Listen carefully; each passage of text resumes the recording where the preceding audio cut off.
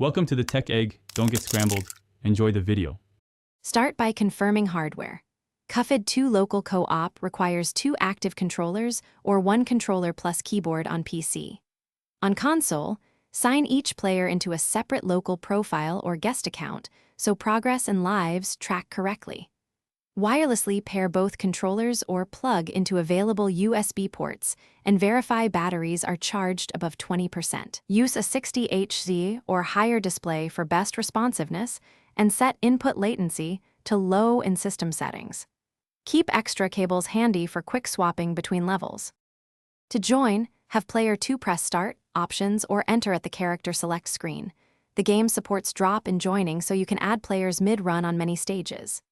Each player picks a character silhouette and assigns their weapons and charm loadouts before the level begins, and each retains 1 controller for movement, jump, shoot, dash, and parry.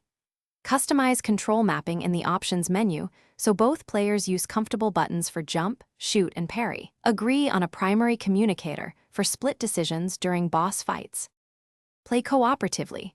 Coordinate attacks so one player focuses bosses while the other handles adds and performs timed parries to build super meter. Share extra lives intentionally.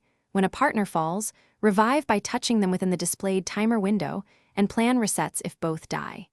Communicate positioning to avoid blocking each other's shots and reduce friendly collisions that cause unintended damage. Use simple callouts like left, right, low, high. Rotate roles between stages to practice patterns and maximize each player's loadout strengths. Thanks for watching. Consider subscribing if I helped unscramble your problems.